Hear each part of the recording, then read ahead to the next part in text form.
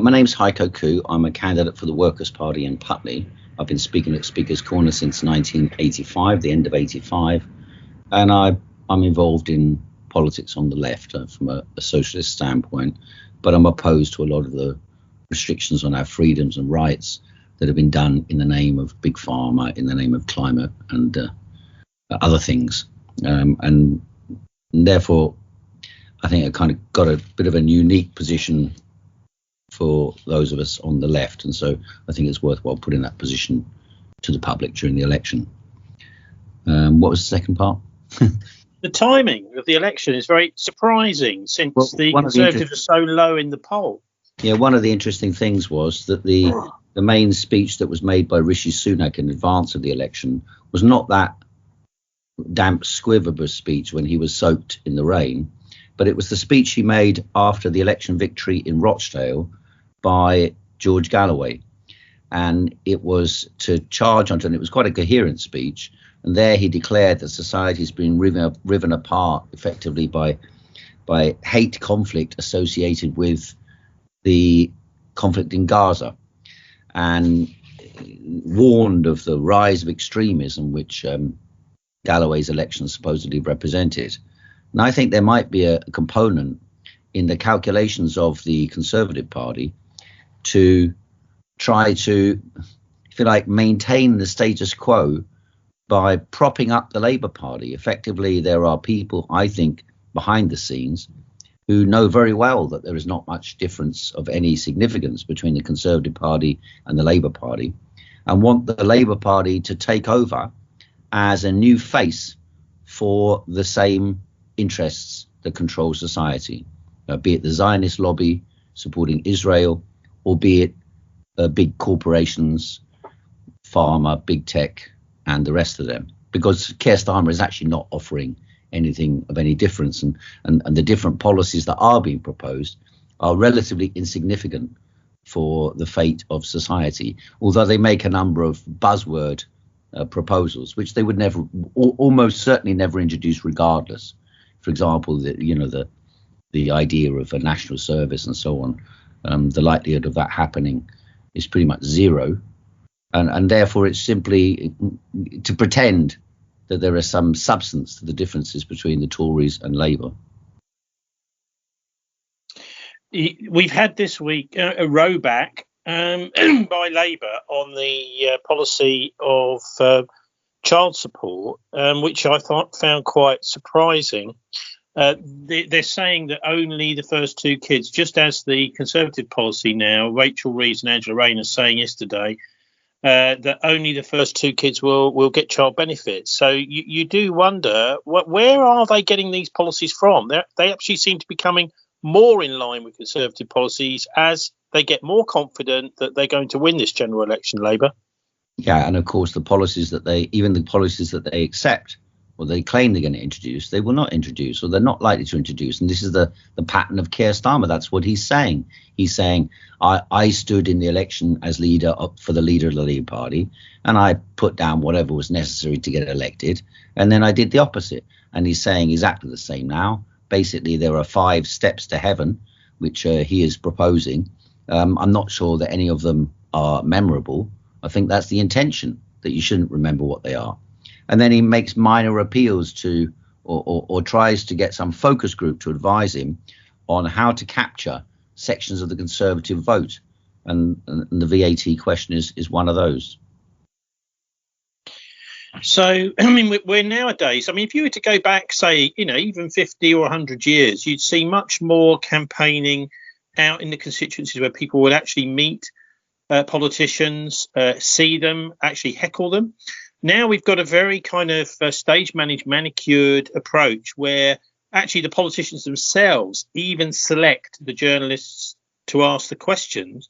So they know them by name. They call them, the politicians call the journalists by their Christian names. Yeah. And they just, there isn't really any room for the public or even independent press to get into these conferences or to ask questions of the politicians. So the whole thing is kind of managed by mass media. I know you have taken some initiative with some colleagues of yours in London to try to get this election back to the public. So what are you up to, and how are you doing that? Yeah, back in the day, I mean, you know, I speak at Speaker's Corner. Back in the day, people would do soapbox speaking in their community. And the last time that really was at least emphasized was when John Major defeated the razzmatazz of Neil Kinnock by going onto the street in Brixton on a soapbox and being heckled by a load of lefties. And the point he made there, which was a surprise in the election, was that if you go to the street and you talk to the street, even if you're heckled and argued with, it's more in the original tradition of what democracy is supposed to be about. Because you're calling an election, and it's not about is Starmer or Sunak in power. It's about hundreds of members of parliament who are supposed to be representing their constituents and supposed to be standing up for something themselves, not just machines following a line determined centrally, which is really no different from what they accused the Soviet Union or China of doing. And so when I tried to arrange meetings I was given a list of meeting rooms by the officer of the council, which we are able to get for free. At least we shouldn't be paying the costs of hiring the room. So we have to pay for lighting and heating and stuff like that. But otherwise, for hiring the room, we don't pay a cost. And so when I attempted to hire rooms, I found there were enormous obstacles in the way, starting with the fact that the renting of rooms in schools and a lot of other institutions that are funded by the government and that are supposed to be available under the Representation of the People's Act 1983, it has been farmed out to private companies, some relatively small companies, but whatever reason they've been given, because of lack of resources or lack of initiative or whatever reason, the renting of rooms has been largely, or at least around half of the places, farm this out to private companies. And so I got to get faced with this problem. I made sure that because the stipulations are that the room must be available for rent and not already be booked. So in other words, I had to book the rooms under the auspices to identify what dates they are free and to make sure that I can get that room. And then I have to go and say after the event, actually, we shouldn't be paying for this, or better said, you're not allowed to charge us for this. So I've just had that with the library just now, for example, in the public library. We booked a number of meetings at the public library and they were accepted. They sent me a bill a few minutes ago for £950. And I wrote to the council officer, who then wrote to the library this morning. So he's been very efficient on this. But he did say to me, no one else has ever done this.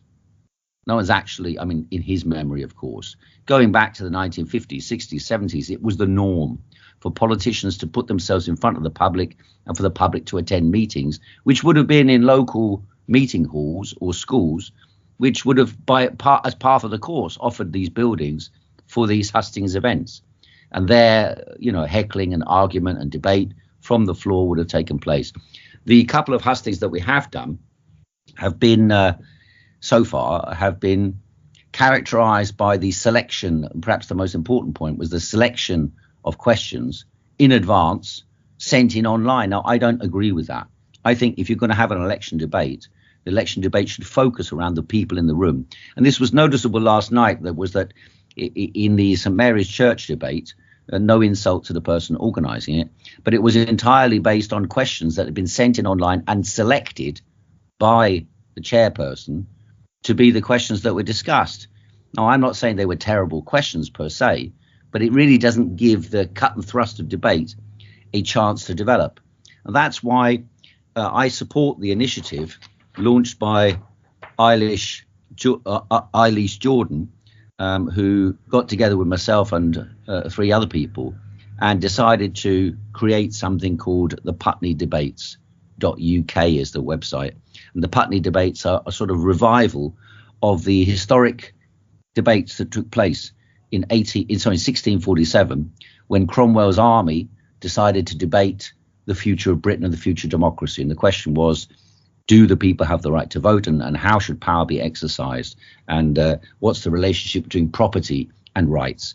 And So these series of debates that we've organised are with the intent of going into greater depth and providing the people in Putney with perhaps the most comprehensive series of debates during the course of this election. And I think that it could set a standard for how debates should be run in future during elections, because it simply isn't enough for parliamentarians to be elected and then attend this or that meeting or this or that cause, and then the rest of the time do nothing and get their votes based upon television presidential discussions about Sunak and Starmer or whoever the leader is. I think politics needs to go back to the grassroots. And in fact, all the local issues that come up involve some kind of grassroots requests for action. And basically, they would require meetings such as we're holding. So that's the idea, is to rejuvenate democracy during the electoral process in order for people really to have a chance to cross-question the candidates and find out what their fundamental ideas are, whether you agree with them or not. Yeah, so there's a couple of things here. Firstly, an online debate, if you're sending in questions in online, and even if it is in person, you come along to afterwards, which Bristol City Council also does these now, where you've got to submit questions online beforehand, precludes anybody that is not online, and they're particularly elderly and wise, our elders citizens that just simply don't do this kind of thing. So they're excluded, as well as any developments that are happening actually during the discussion and debate, they're excluded. And also anything that's been in the news for a few days before the discussion and debate, that's also excluded. So this is really a denuded discussion. It's not a genuine discussion at all. What do you make of? I mean, then there's also the fact that in these TV debates that we've been having on national television, I noticed that there are only the 7 top, they call them top anyway. Well, we don't know actually what the top are, but the 7 top parties are invited. That's Labour and Conservative, SNP, Plaid Cymru, Green. Not sure what they all are. Oh yeah, Reform. That's right. Yeah. But George Galloway's party is standing in many constituencies across the country. The Workers' Party. And yet they are number 8, and they've been excluded from almost all the ones I've seen anyway of these national debates. Yes, I had to write to the Evening Standard a few minutes ago, because there they have an article published, like the election in Putney, who can I vote for? And then they've got the Tory party candidate, the Labour party candidate, and then a list of 5 candidates says these are the main parties standing. And this is not a newspaper article. This is an online article where they deliberately avoided putting my name down and putting the name of the person standing for Rejoin EU. So how can a newspaper be allowed to present the public, and it's an influential newspaper with a wide readership, even online, be allowed to present the case that there are only 5 parties standing? Or even though they worded it, and that's why I think it is malicious, because the wording is very specific, and it says the main parties standing, as if adding 2 names underneath and 2 parties underneath would somehow be too much of a strain for the space on their website. Yeah, why do you think it is that Galloway is seen as a threat then? Because there seems to be deliberate exclusion of George Galloway's Workers' Party from the particularly the mainstream media coverage. I think they're really scared. I think they're scared that if Galloway's party, or the Workers' Party, is able to freely express its point of view, and in many constituencies there's a very strong feeling about the issues which George Galloway and the Workers' Party have taken up, particularly over Gaza, then there can be upsets that they don't expect. And the ball can get rolling in terms of challenging the so-called authority of the Labour Party over Labour voters. Anyone who's followed what happened over the last few years knows fully well that Jeremy Corbyn was removed, at least partly, but not only partly, but under a significant amount of influence of the Israel lobby, who were determined to remove him by hook or by crook, using slanders and lies about anti-Semitism. And once they got rid of him and smeared everyone else who they wanted to, Then, of course, the anti-Semitism story just quietly disappeared from the Labour Party, except where if you're, perhaps a Jewish activist who supports Palestine, then you might still be, thrown out of the party at the will of central office. And so the party has been turned into an instrument of power on behalf of big business and of the Israel lobby, and the actual members have been disenfranchised. And so there is a widespread knowledge of this. People know very well that the party has been, its power inside the party has been usurped. And therefore, they're doing everything possible. The combined establishment, the same ones who launched the smear campaigns against Jeremy Corbyn, the Laura Kuenssbergs and the entire mainstream media apparatus, are in a conspiracy collectively to not mention the Workers' Party, just like don't mention the war in John Cleese, in the 40 Towers. And that's what we've got. We've got a kind of 40 Towers world, Yeah. Well, look, the Workers' Party is thought of largely as a pro-Palestinian party. But what about domestic policies? Do you have those? Just to ask you about the platform you're standing on. Yeah, the Workers' Party manifesto argues that the imperialist wars that we're fighting are the consequence of a long background of the history of British imperialism, and Britain needs to purge itself of that imperial background and to call a referendum on NATO membership to end the war, support for the war in Ukraine, and to isolate Israel. And the other thing the Workers' Party stands for is to redistribute wealth to the working classes. That means taking public ownership of whatever industries are necessary. In my opinion, the commanding heights of the economy should be in public ownership, but we can begin with water, electricity, the railways, gas, and move on to those other sections of the economy that need to be taken into public ownership, and empower the working class to administer and manage companies by creating workers' councils of some form or another to allow the workers to participate and to shift private companies as well from under control of shareholders to being under the control of missions determined by the workers and determined by the communities themselves. So what we're basically and also the key questions are, for example, about digital life. Cash is being undermined and digital life is taken over, and we need to step back from that and move back towards a cash-based community life, and also to oppose the cultural wars that have been fought out, which are detrimental to our communities and our social life. And those are the central elements, I think, that I'm standing on. Now, I mean, we're looking today at a largely divided Europe, particularly between Russia and the rest of Europe. And you talking there about leaving NATO. There are all sorts of warnings going out about the provocations of the NATO countries using Ukraine as a proxy, actually hitting some important strategic Russian sites, such as air bases where their nuclear bombers are based, early warning radars. And command centres actually in Russia itself. Now, Russia is increasingly seeing this as a NATO attack rather than just Ukraine. In fact, many of these bases are not even relevant to the Ukraine war that supposedly Ukraine's hitting. So what do you make of the way that this is developing? I mean, there's some in Russia are saying, well, we should hit a few European countries with a nuke. That will soon shut them up. Yeah, the British seem determined to be belligerent advocates of Ukrainians firing British weapons or American weapons or German or French weapons into Russia. And this is an act of desperation, illustrating that Russia has effectively won the war, bar the peace deal. But they're scuppering any possibility of a peace deal.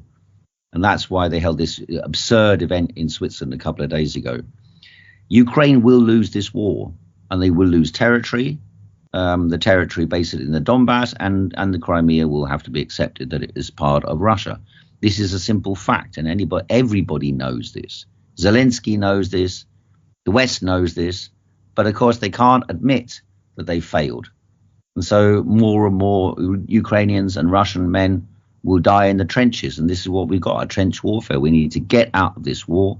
We need to make peace with Russia, peace with China, and bring our societies closer together, exchange goods, exchange resources. And that will raise the living standards of the people, rebuild the pipelines that were blown up, and facilitate an international cooperation and exchange between the countries of the world economically, and between the people of the world, particularly the working classes of the world, socially and culturally.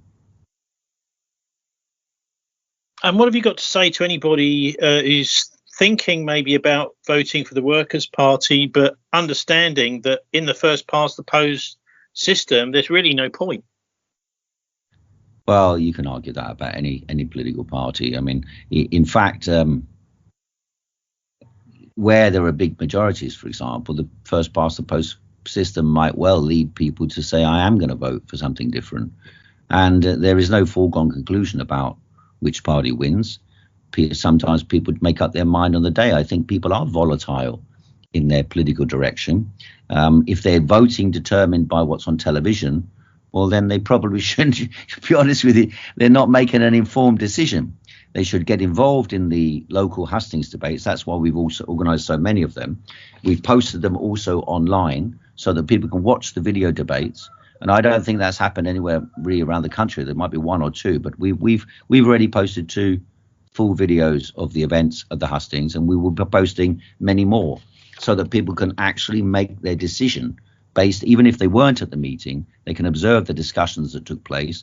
They're in-depth and detailed and covering many subject matters, and they will get more in-depth as we go along. And in that way, they can make up their minds based on a properly informed, there was a lot of discussion over the last years about informed consent in medicine. Well, informed consent in medicine can also apply to informed consent in politics. Are you actually informed about what the policies are, the programs are, the philosophies behind them? Are you informed about that? And once you're informed about that, you can make a decision as to vote for one party or another. But without that background information, it's the manipulation of people in the typical propagandist style of the advertising elites and the large corporations. Yeah, it almost does seem as if this is a private sector election. I hate to say it. You're up against people like the Reform. Now, they've had an enormous surge, at least in opinion polls. What do you put that down to? And do you think Workers' Party, maybe later in this campaign, not long to go now, but can match it? Yes, I mean, the Reform Party in our area, I don't think it's got a lot of traction. I could be wrong, but I don't think it might attract some former Tory voters, but I don't think much more than that. Well, yeah, but for them to go past the Conservatives is pretty extraordinary. Well, this is the poll. I mean, OK, this is local. This is local. I'm talking about on a national basis, the Reform. Well, this is the opinion polls, and I think they're rigged. They don't ask people, would you vote for the Workers' Party, for example? They can give the excuse that the Workers' Party is a national party, but on the other side, Reform doesn't even have a member of Parliament, whereas at least we've got George Galloway as a member of Parliament. And so the fact they're not putting George Galloway on the listings is illustrative of the manipulation that polls are used for in order to shape and nudge people to behave and to vote in a certain way. And probably Reform has been pushed forward precisely because they saw that George Galloway was doing well. Either Nigel Farage was astute enough to see that the polarization is quite significant, and that the support for the traditional mainstream parties is wavering and is insecure, and then decided to do it, or somebody else made that decision on his behalf, because suddenly out of the blue, long after the election had begun, Nigel Farage suddenly threw his weight into the game. So you have to ask what makes such a decision, given the fact he had decided in advance of this not to do this.